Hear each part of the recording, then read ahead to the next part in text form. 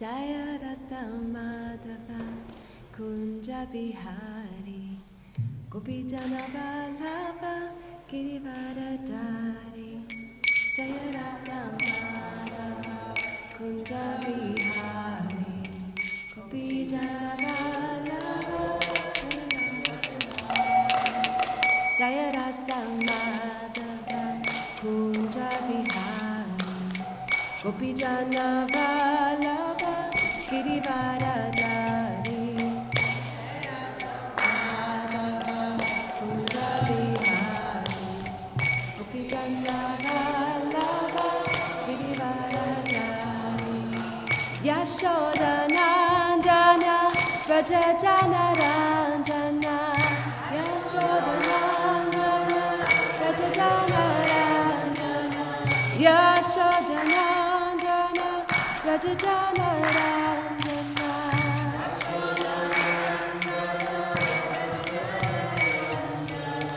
Yamuna Tiravanachari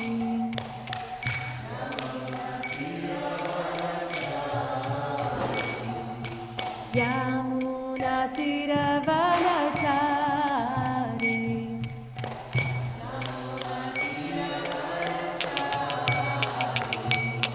Jaya Radha Madhava Kunja Bihari Gopi Jana Vallabha Girivaradari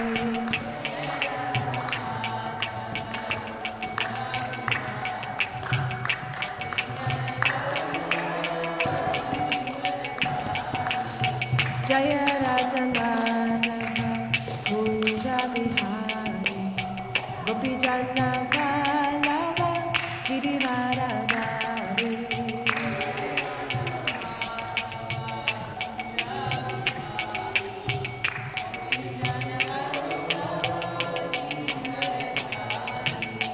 Yashoda Nandana Raja Jana Ranjana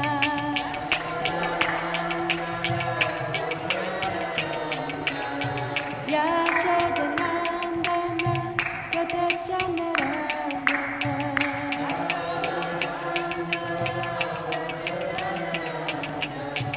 Yamuna Tiravanachari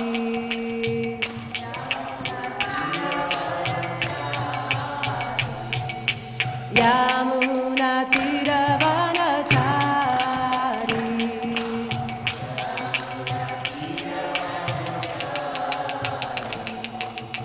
Hare Krishna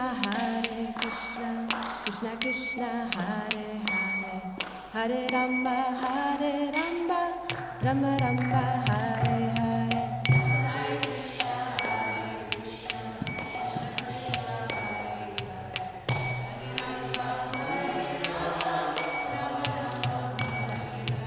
Hare Krishna Krishna Krishna Hare Hare Hare Rama Rama Rama Hare Hare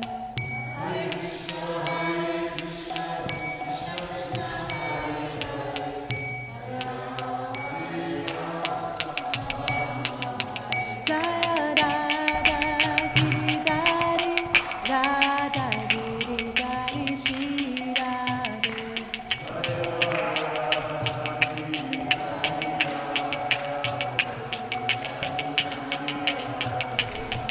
Jaya Prabhupada Jaya Prabhupada Jaya Prabhupada Srila Prabhupada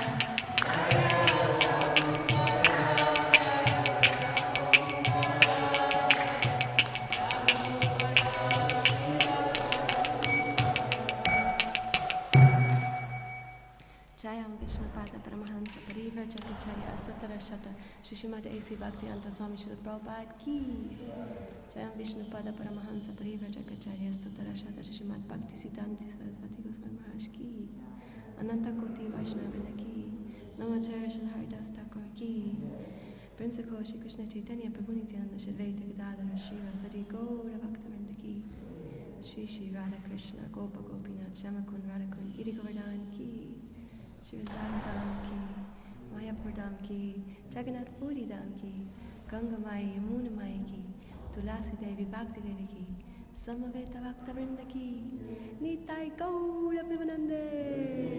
All glories to the Samul devotees, all glories to the Samul devotees, all glories to the Samul devotees, all glories to Shri Shri Guru and Gauranga. Jai Shri Prabhupada. Namo Vishnaya Jagannatha Jagannatha Swamitya Jai.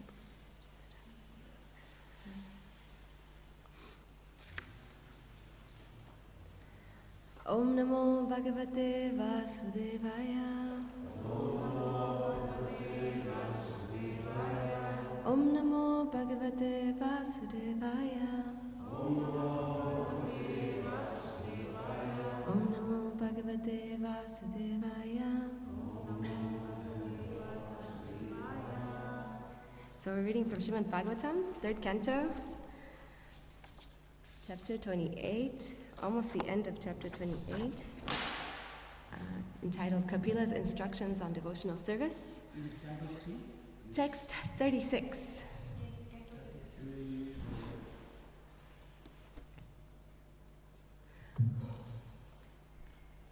So I figured out the meter, I hope. It's like the Govindadi Purusham. Let's see. Sopyetaya charamaya manaso nivritya.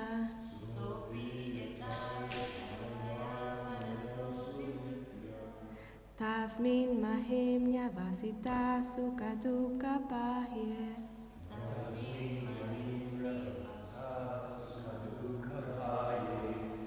Hetutvamapya satikartaritu kayoryat.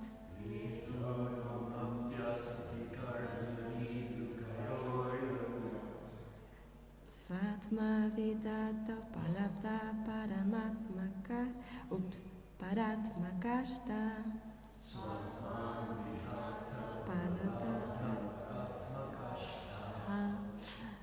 I think, if I'm not mistaken, you can be corrected, when the word ends in a vowel and it starts in a vowel, they go together. So like in the first line,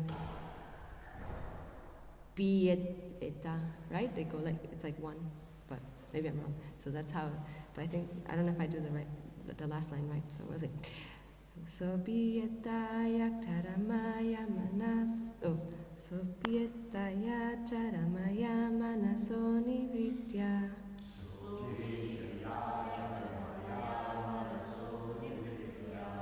Tasmin mahimnya vasita sukatuka bahye.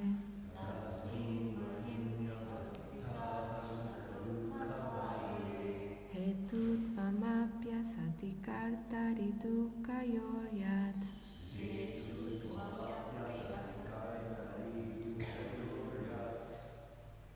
Svatman vidata palabda paratmakashtaha.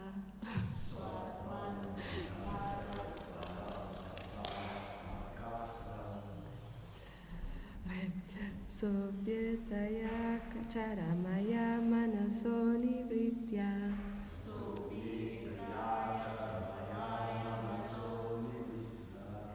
Tasmi mahimnya vasita sukatuka pahye.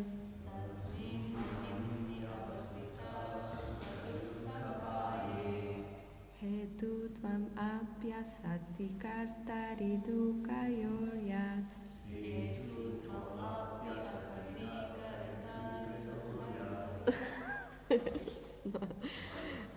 Svatman vidata upalata paratma kastaha.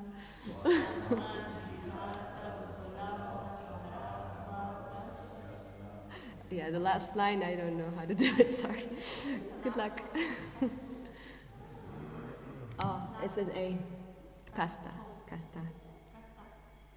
Kasta.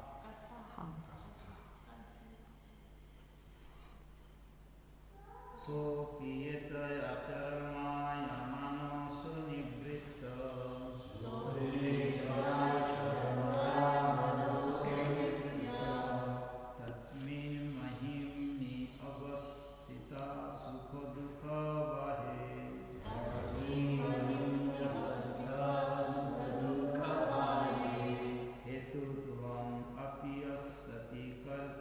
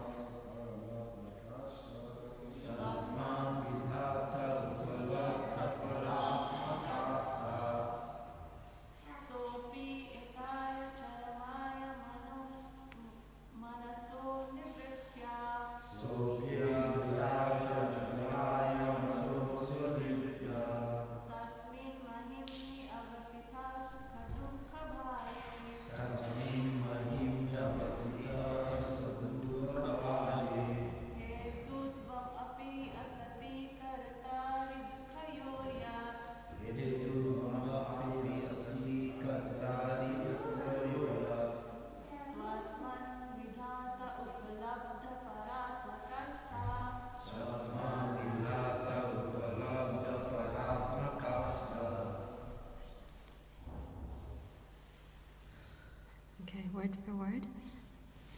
Sa, the yogi. Api, moreover. Etaya, by this. Charamaya, ultimate. Manasa, of the mind. Nivritya, by cessation of material reaction. Tasmin, in his. Mahimni, ultimate glory. Avasitaha, situated. Sukha dukkha bahya, outside of happiness and distress. Hetutvam, the cause. Api, indeed. Asati, a product of ignorance. Kartari, in the false ego. Dukkayor, of pleasure and pain. Yat, which. Svatman, to his own self. Vidate, he attributes. Upalabdha, realized. Paramatma, of the personality of Godhead. Kashta, the highest truth. Okay, so this is a really nice verse and really nice purport.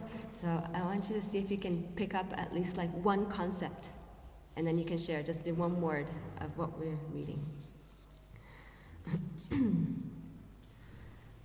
Thus situated in the highest transcendental stage, the mind ceases from all material reaction and becomes situated in its own glory, transcendental to all material conceptions of happiness and distress. At that time, the yogi realizes the truth of his relationship with the Supreme Personality of Godhead. He discovers that pleasure and pain, as well as their interactions, which he had attributed to his own self, are actually due to the false ego, which is a product of ignorance. This is really nice purport. By Srila Prabhupada. Srila Prabhupada ki! Forgetfulness of one's relationship with the Supreme Personality of Godhead is a product of ignorance. By yoga practice, one can eradicate this ignorance of thinking oneself independent of the Supreme Lord. One's actual relationship is eternally that of love. The living entity is meant to render transcendental loving service to the Lord. Forgetfulness of that sweet relationship is called ignorance. And in ignorance, one is impelled by the three material modes of nature to think himself the enjoyer.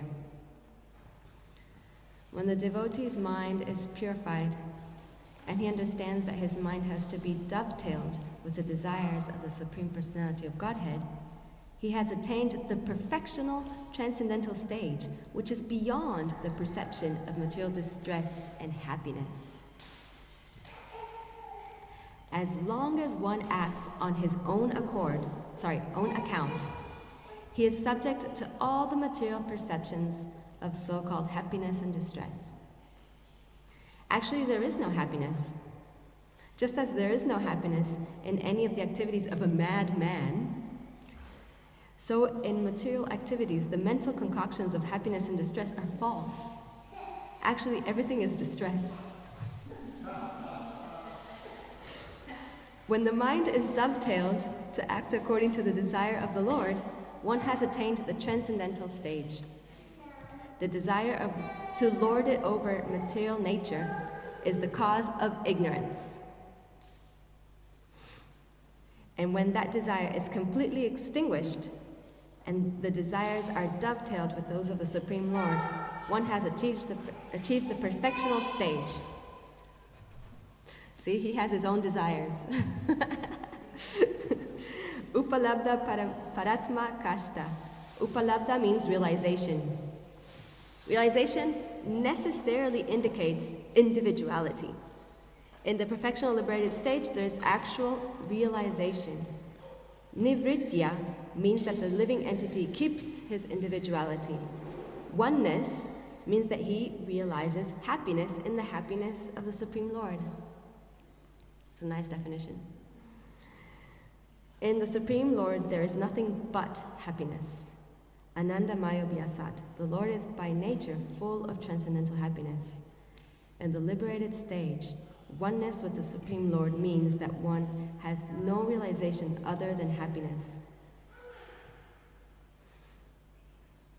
But the individual still exists. Otherwise, this word upalabdha, indicating individual realization of transcendental happiness, would not have been used. Om Jnana Timirandasya Jnanjana Shalakaya Chakshur Unlitamena Tasmai Shri Gurave Namaha. Jai Shri Krishna Chaitanya Prabhu Nityananda Shri Advaita Gadadara Srila Sati Gaura Bhaktivinoda. Hare Krishna, Krishna Krishna, Hare Hare, Hare Rama, Rama Rama, Hare Hare. Thus situated in the highest transcendental stage, the mind ceases from all material reaction and becomes situated in its own glory, transcendental to all material conceptions of happiness and distress. At that time, the yogi realizes the truth of his relationship with the Supreme Personality of Godhead. He discovers that pleasure and pain, as well as their interactions, which he attributed to his own self, are actually due to the false ego, which is a product of ignorance. Okay, so did any concepts stand out? Forgetfulness of Krishna is ignorance? Yeah, that's in the beginning of the purport, yeah.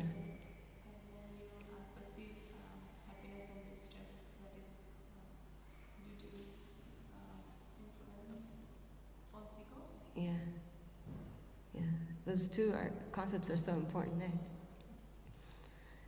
Anything else? Yeah? In the verse itself, glorification is a real thing. He's talking about that with the glorification, one becomes happy. And so that glorification is a real fact. It's a real thing.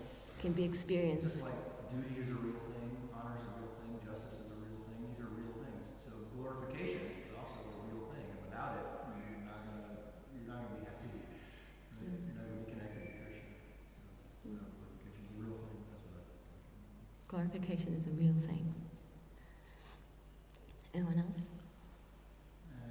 I think in this stanza says that whatever happiness we are getting in this material world, this is not actually happiness.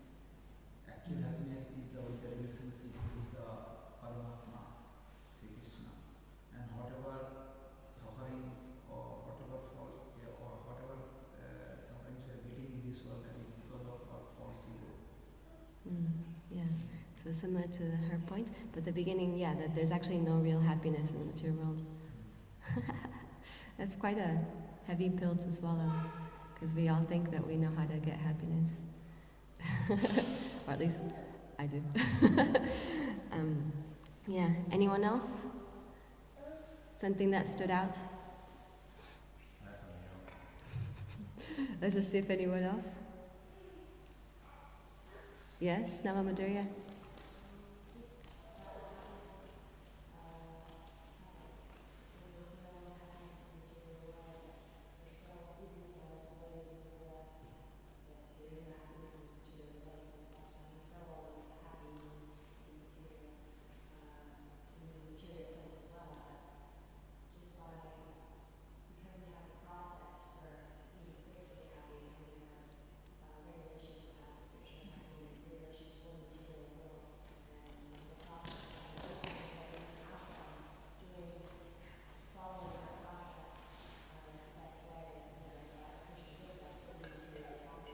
Hmm.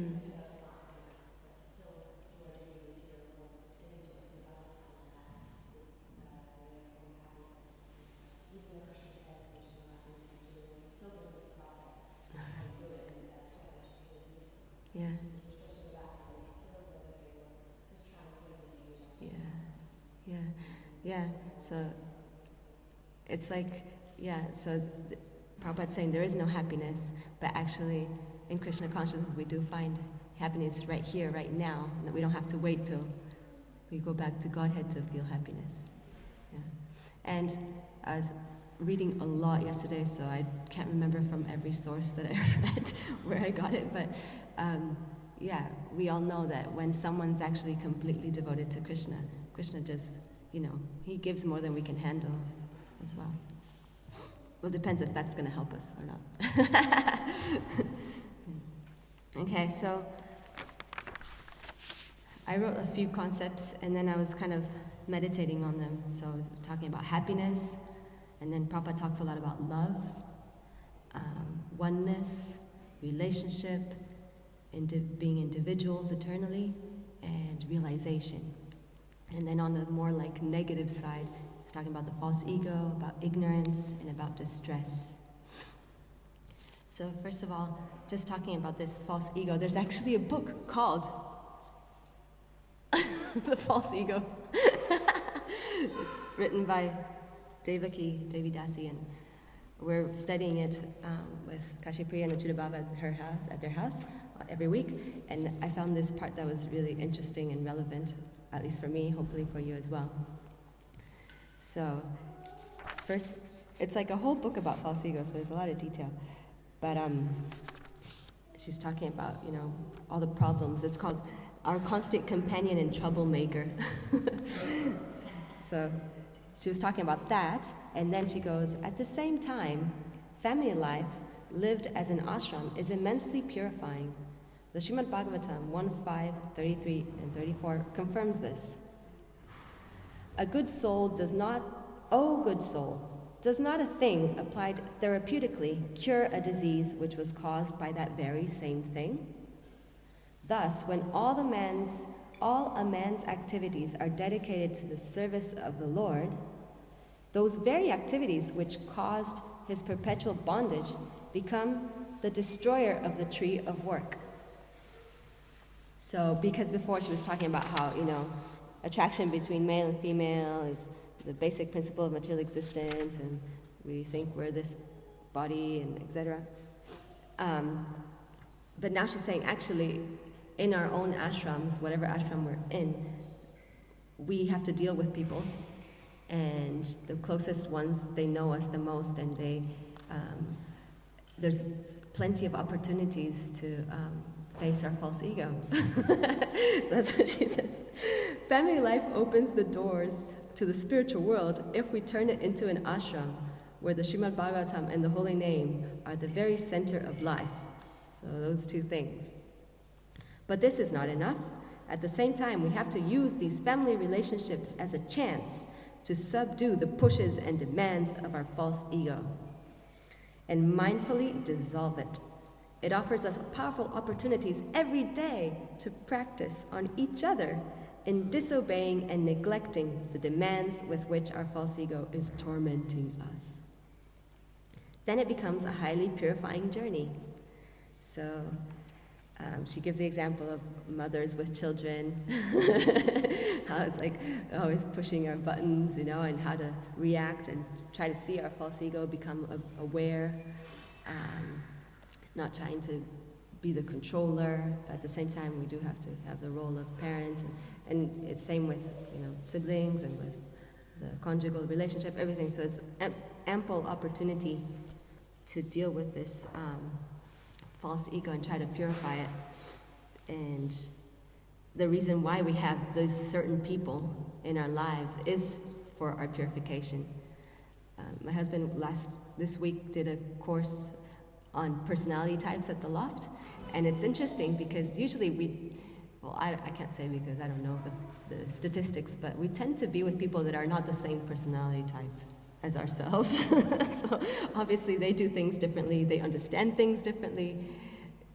Yeah, they're just wired in a different way, and so that brings a lot of, could be conflict, but it could be actually, if we are conscious, it can be a good thing because we bring different things to the table and we can complement each other. So yeah, that's also something that, and like I was trying to explain to my mom, because she's really into personality types and the Enneagram, that this is actually not us, because it's really hard for someone that doesn't have the knowledge, that's in ignorance, to understand that even our personality isn't ours. It's just the one we have in this life. Because most people think, that's me, I have to understand who I am, this is me, but it's actually not. It's what we have, this personality we have in this life. And to use all the benefits and talents and strengths to serve Krishna. I think that's kind of the point of that. And then, in terms of ignorance, Prabhupada was saying in the purport that he's mentioning it again and again about dovetailing our desires with Krishna's desires. So ignorance can also be to not know, to not understand, to not actually realize that unless we do that, we'll never be satisfied. And that's why we see around us so many dissatisfied people. Even when they have everything they want materially, but because their desires are separate from Krishna's desires, they're not satisfied. Because that's actually, Krishna is the self of the self. So if we're disconnected, then how can we be happy? It's such a deep concept. It's very simple to understand theoretically, but to actually put into practice in every moment. I was thinking about this a lot, like one day, can I at every moment try to do things that Krishna wants, that will please Krishna, that will please my spiritual master, instead of things that will please me? Maybe everyone can try for today to do that. See if the whole day we can, or at least the morning, we can try to be aligned with Krishna's desire. Yeah.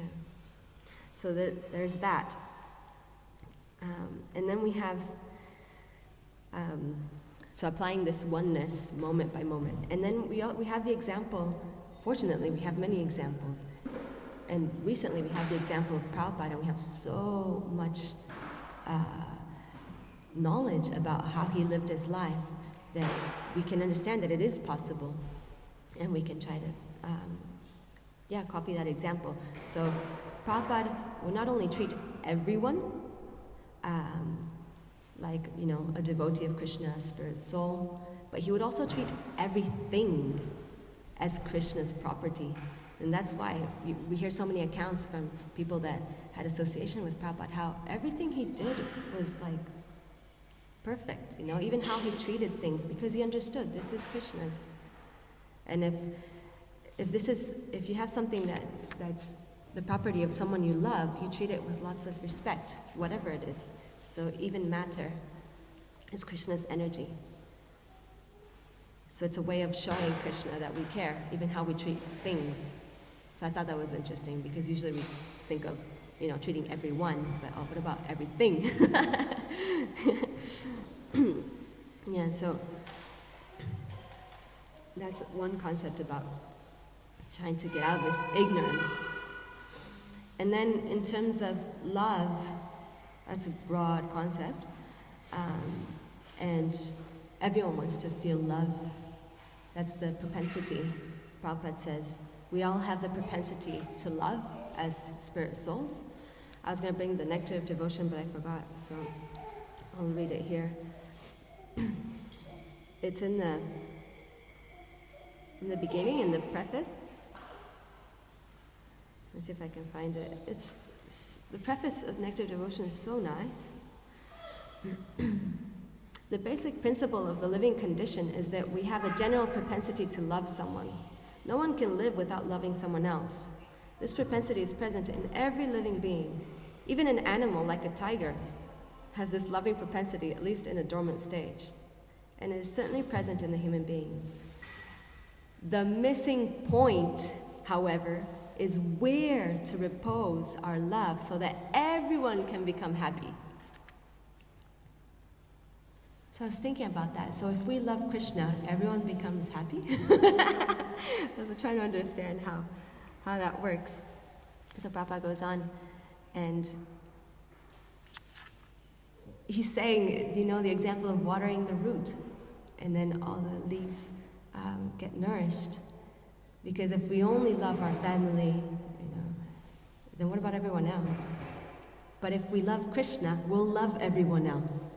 That's actually what Prabhupada said to Mother Urmila's father, that she says a lot in her lectures, that when he met him, her father asked Prabhupada, will loving my daughter help me love God? And he said, he said, will loving, he was talking about the relationship between her and her son, Mother Urmila and her little baby son, and he said, will loving her son help her love God? And he said, no, loving God will help her love her son, because then you see everyone in relationship with Krishna.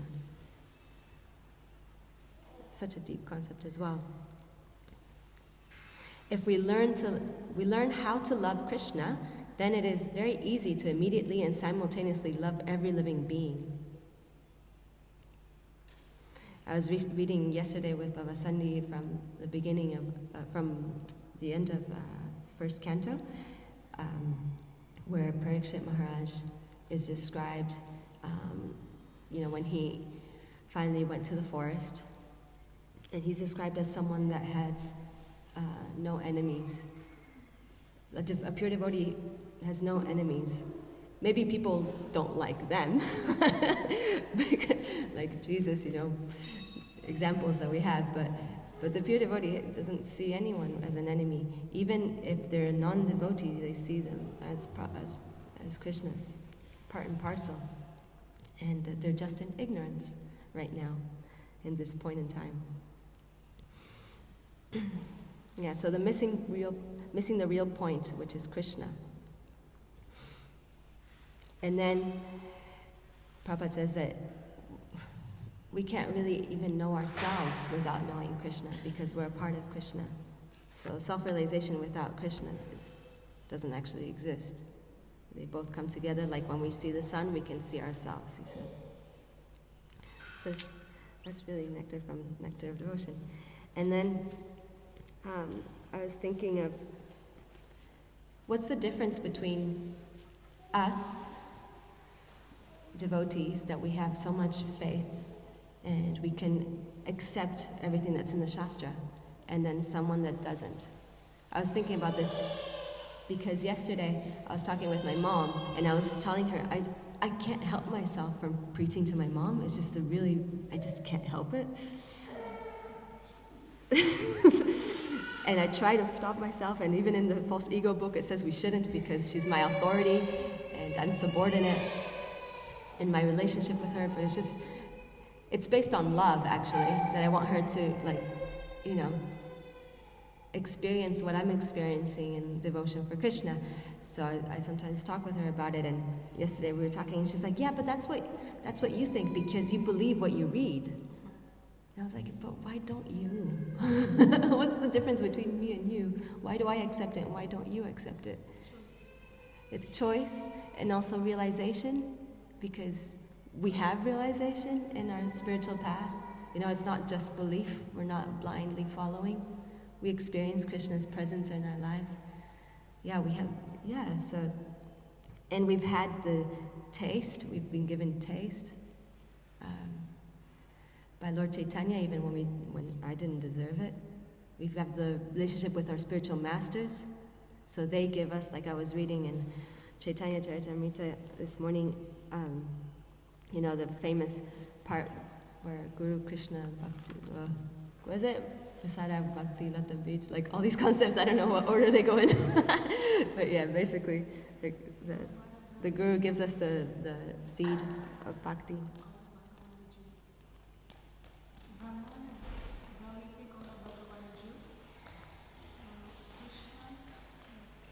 Yeah, so that verse, that very important verse.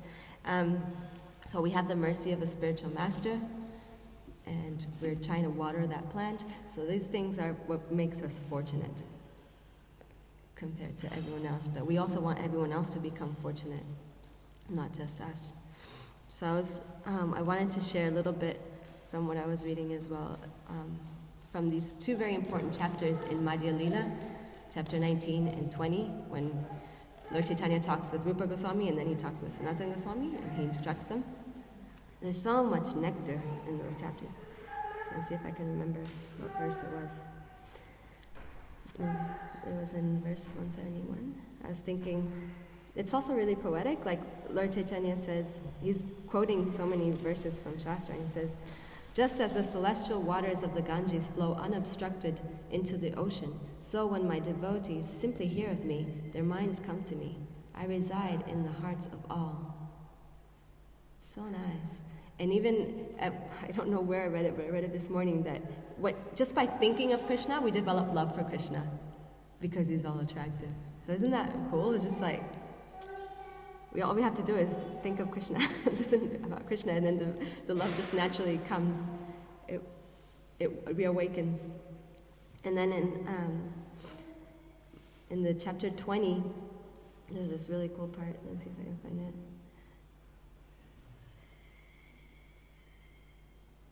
Yeah, so I was thinking about this also in this verse, that we feel distress when we're in ignorance because we're disconnected from Krishna. And although the verse in the purport doesn't mention fear, that's usually what we experience. We experience a lot of fear when we're disconnected from Krishna, because we become uncertain of what's going to happen, and we don't have that experience of being protected by Krishna. And so this is what I was reading. When the living entity is attracted by the material energy, which is separate from Krishna, he is overpowered by fear. Because he's separated from the Supreme Personality of Godhead by the material energy, his conception of life is reversed. In other words, instead of being the eternal servant of Krishna, he becomes Krishna's competitor. And we see that. I see it in myself, trying to be the enjoyer. I see it around me. This is called viparyayo smriti. To nullify this mistake, one who is actually learned and advanced worships the Supreme Personality of Godhead as his spiritual master, worshipful deity, and source of life. He thus worships the Lord by the process of unalloyed devotional service. And also at some point it talks about that we have 3 treasures. It's really cool actually, because then I was like, we hear Sambandha, Videya, Prayojana. So those are our 3 treasures. We have Sambandha, which in that verse it says like it's Krishna, because it's our relationship with Krishna. And then we have Bhakti, Krishna Bhakti, which is a Videya, and then we have Prema, Prayojana. So those are the 3 treasures that we have as spirit souls when we connect with Krishna. So that was very sweet. But again,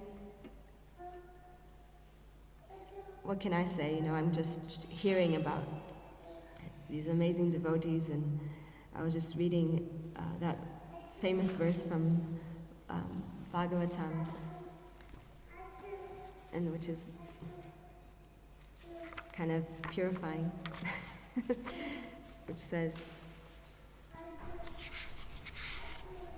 O Rishis who are as powerfully pure as the sun, I shall try to describe to you the transcendental pastimes of Vishnu, as far as my knowledge is concerned. As the birds fly in the sky as far as their capacity allows, so do the learned devotees describe the Lord as far as their realization allows. So I don't have much realization, so I just try to share maybe what I hear from devotees that have more realization than myself. And yesterday I was reading this account of a pure devotee,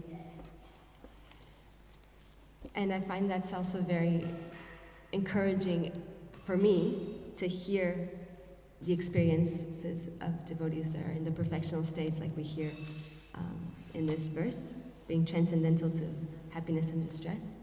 This devotee I was reading about, he, just a small example, he had this problem in his eye, I think it was, and he was going to have this surgery, and he said to the doctor, don't worry, you don't have to give me any anesthesia.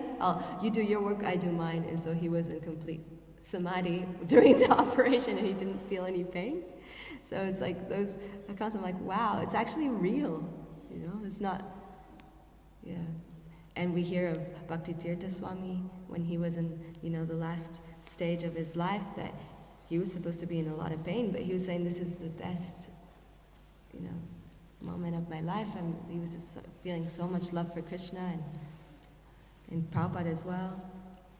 Yeah, so it is possible to go beyond the experience of happiness and distress in the material world by connecting with Krishna. Yeah, so I think that's a little bit of what I wanted to share today. It's probably more that I'm forgetting. But oh yeah, that's okay, I won't share that. Yeah, so anyways, we all have our ways of connecting with Krishna. Fortunately, there's 9 limbs to bhakti, and we should cherish our connection during the day, so that we can be in this state that is described in this verse, like in this world but not of this world, and experience Krishna consciousness right now, not just when after this life, hopefully we all go back to Godhead. But right now we can also be experiencing Krishna consciousness, and there's that concept of jivan mukta, liberation even in the material so-called body. So yeah, that's all I wanted to share today. Anyone want to comment anything or ask a question? Yes? Prabhu? I just thought you might find interesting what Prabhupada's talking about the Sanskrit in here, because he's talking about upalabdha. Yeah, realization. And he translates that as realization, and he goes on and it says at the end, the Sanskrit's such a philosophical language.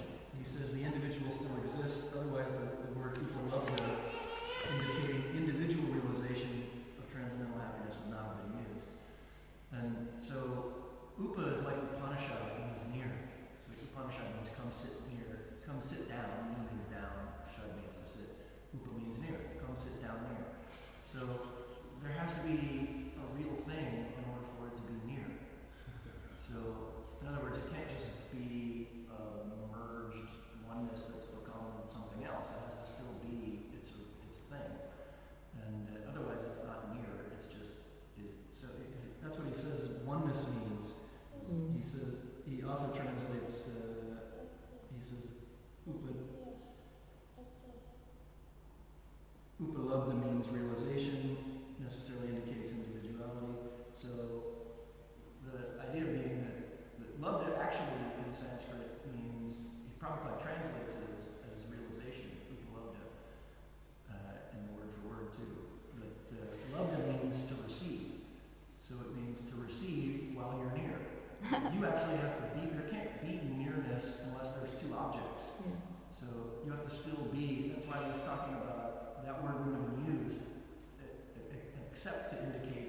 duality. Yeah. So Prabhupada's always pointing out the actual philosophical sophistication of both the message and the Sanskrit that's being used to give the message. Because Sanskrit's such a philosophical language. So. Yeah. And that concept of oneness now is so, prevalent everywhere, but everyone thinks that oneness means that we become nothing with, or like become one with divine and lose our individuality. So it's actually the responsibility of devotees for us to share with the world that oneness actually means oneness in love, oneness in having the same desire as the Lord, not becoming the Lord. I was told yesterday there was a play by the kids and here, and I didn't see it, but maybe we'll see it later on, and they were showing bogus yogis, or bogus gurus, and one of them was like, I think Nadia, she was acting as one, and she was saying, yes, I'm God, you become God, or something like that.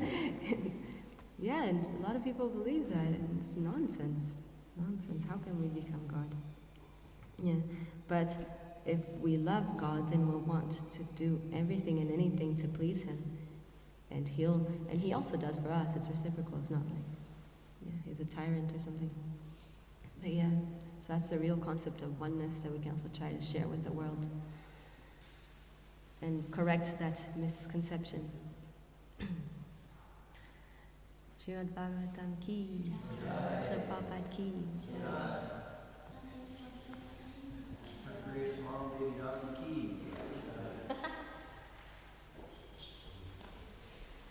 Mom Devi Dasi.